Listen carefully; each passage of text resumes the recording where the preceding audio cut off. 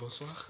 Oui, bonsoir. Et nous sommes avec Oussaz Mamadou Taïbouba, juriste islamologue, conférencier international.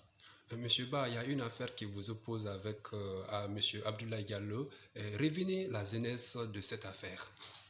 Eh bien, donc, Monsieur Abdoulaye Diallo, c'était un ami de longue date parce qu'on s'est connus en 1998. J'étais étudiant, il me fréquentait, je faisais des biens pour lui. Mais depuis lors, on ne s'est pas revus. Il n'y avait aucun contact entre nous, même un contact téléphonique. En 2020, M. Abdoulaye Diallo m'a appelé, je ne sais pas par quel moyen il a pu avoir mon contact téléphonique. Il m'a appelé, bon, il a compati à cette épreuve judiciaire que j'étais confronté. Donc il a beaucoup compati et finalement il m'a proposé, n'est-ce pas, de procéder à des invocations pour moi, pour lui, parce qu'il voit que c'était une épreuve terrible, n'est-ce pas, et qui mérite, n'est-ce pas, de procéder à des invocations. Donc il m'a parlé de ça. Je lui ai dit, tu sais que, bon, je suis Oussaz, j'ai le Coran par cœur. Je peux faire ça moi-même. Il y a des gens même qui viennent vers moi pour solliciter ce genre de bénédiction. Il dit Oussaz, ne prenez pas cette affaire au sérieux. Vous savez que le succès génère toujours de la jalousie.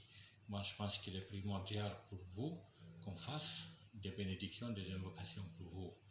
Il dit je connais un cheikh dont le nom est Cheikh Omar, qui réside à Dalaba, dans une localité appelée Bundukura. Il dit lui, il est très sollicité. Bon, c'est quelqu'un qui a, n'est-ce pas, un centre de formation de la mémorisation du Saint-Coran. Il a énormément, n'est-ce pas, des disciples. Avec eux, ils peuvent lire amplement le Coran, invoquer Allah subhanahu wa ta'ala pour moi, pour que mon statut rayonne toujours. Donc il m'a parlé de ça. Je dis bon, écoute, mais je n'ai rien présentement à donner pour ça. Il dit le vieux peut faire ça ou ça gratuitement. Donc j'ai donné mon aval et finalement il m'a dit qu'il réside à Kindia, lui, M. Abdoulaye. Il dit il doit se déplacer pour aller à Dalaba rencontrer l'érudit en question.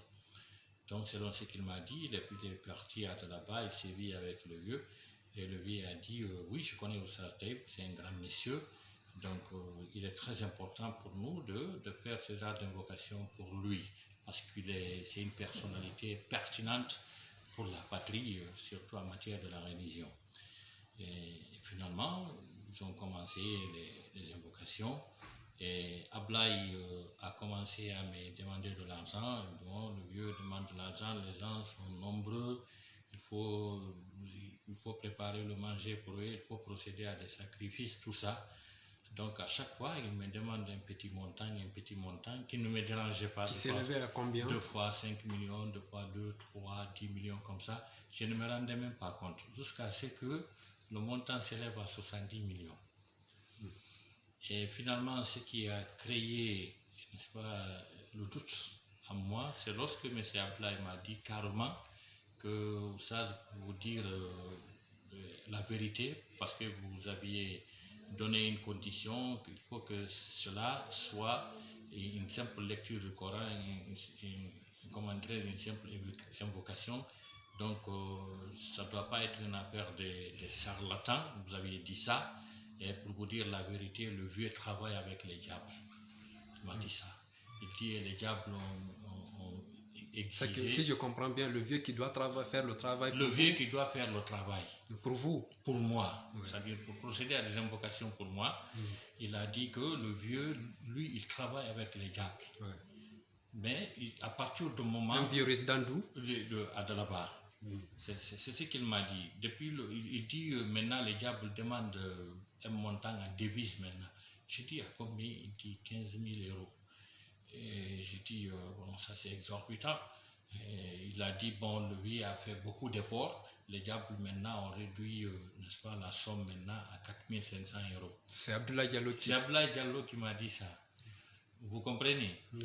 Et à partir du moment, d'ailleurs, à partir du moment où il a parlé du diable, je sais que, c'est-à-dire l'éthique, c'est-à-dire ma formation, ma déontologie ne me permet pas, n'est-ce pas, de me lancer sur ce genre de trucs.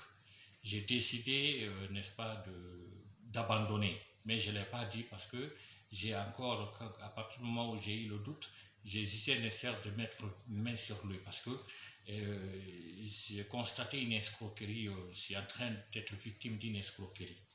Mais quand même, pour mettre main sur lui, je ne lui ai pas, n'est-ce pas, dit que j'ai laissé tomber. Et finalement, je dis, il n'y a pas de problème, Inch'Allah, je vais chercher les 4000 euros et Inch'Allah, je vais le faire. Et c'est en ce moment, n'est-ce pas, c'est en ce moment que j'ai commencé d'abord à le localiser. Parce que pour mettre main sur quelqu'un, il faut savoir où il se trouve. Donc, j'ai saisi une agence spécialisée de ce genre de localisation.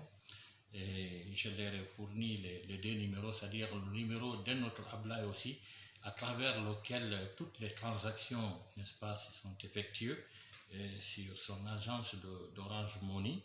Et j'ai donné les deux numéros, j'ai dit localisez-moi ces deux numéros-là. Ils ont procédé à la localisation. Ils ont trouvé que toutes les deux personnes se trouvent ici à Kindia.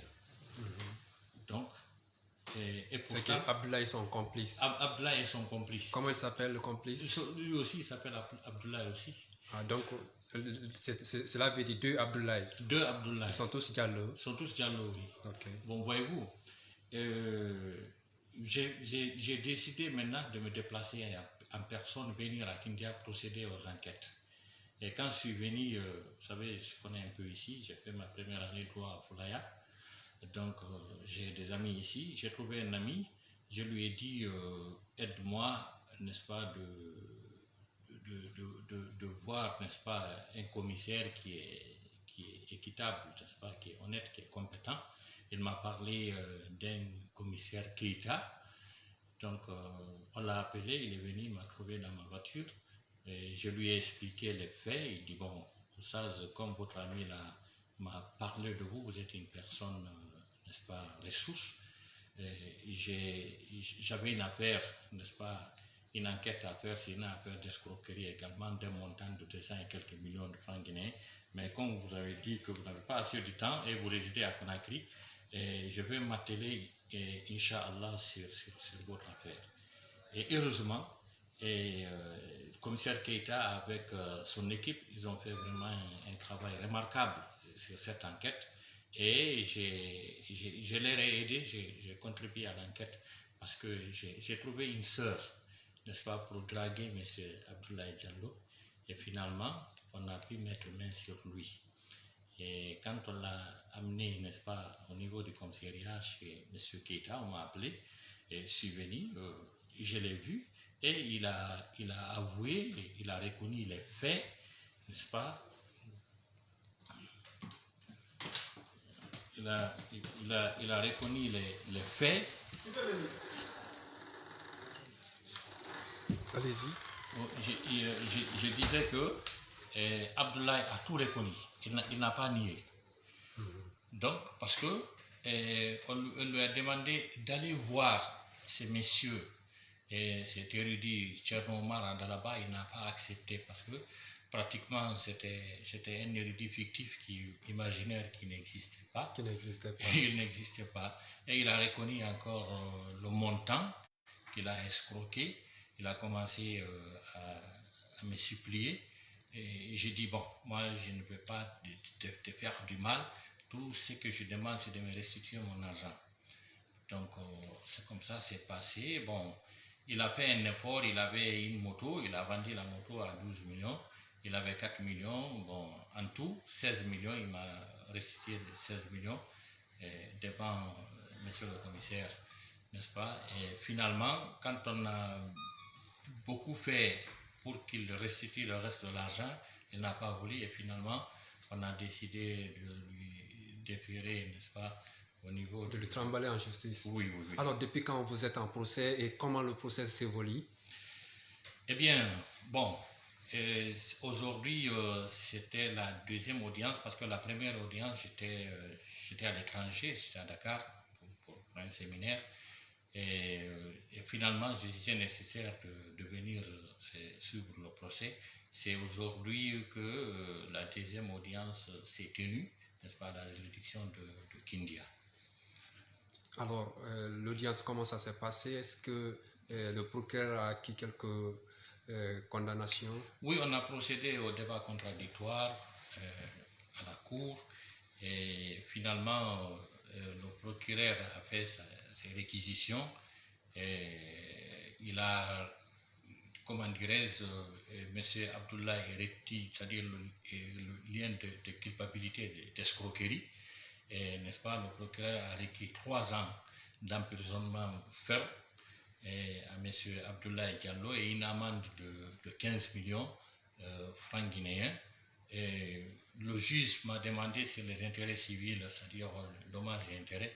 Bon, j'ai décliné. J'ai dit, bon, dommages et intérêts, j'ai décliné. Et finalement, moi, j'ai demandé tout simplement ce qu'il me doit. Et donc, c'est un montant de 54 millions. C'est ce qui s'est passé aujourd'hui, n'est-ce pas, à la juridiction de Kindia. Et l'affaire est mise en délibéré pour la semaine prochaine, c'est-à-dire le 10 février, Inch'Allah. Elle est mise en délibéré la semaine prochaine, Oui, c'est-à-dire le mercredi à venir. Mais est-ce qu'il y a les autres complices, ou bien est-ce qu'il y a d'autres complices au-delà des 2 Abdoulaye? Bon, certainement, bon, c'est professionnel. Bon, je pense que ça doit être un grand réseau, ça on peut le constater. Mais en ce qui me concerne dans cette affaire, moi je peux dire que mes prévenus, c'est les deux Abdoulaye. Et qu'on peut considérer, n'est-ce pas, comme un complice passif. Parce que, pourquoi je dis passif, c'est parce que toutes les transactions se sont déroulées dans son agence d'Orange Money et c'est lui-même qui me disait que et lui et l'autre se trouvaient à Dalaba, et tandis qu'ils se trouvaient tous ici, n'est-ce pas, à Kindia. Mais comme lors des enquêtes préliminaires au niveau du commissariat, ce Abdoulaye a dit qu'il n'a rien perçu de toute la somme, il n'a pratiquement rien perçu, et Abdoulaye l'escroc, n'est-ce pas, a aussi confirmé cela, que lui, on lui a posé la question maintenant, pourquoi tu disais que tu étais à Dalaba et tandis que tu étais à Kindia? Il dit, c'est Abdoulaye qui m'a dit de dire ça, parce qu'il dit que quelqu'un le doit, donc s'il ne dit pas qu'il se trouve à Dalaba, ce dernier ne peut pas lui restituer son argent.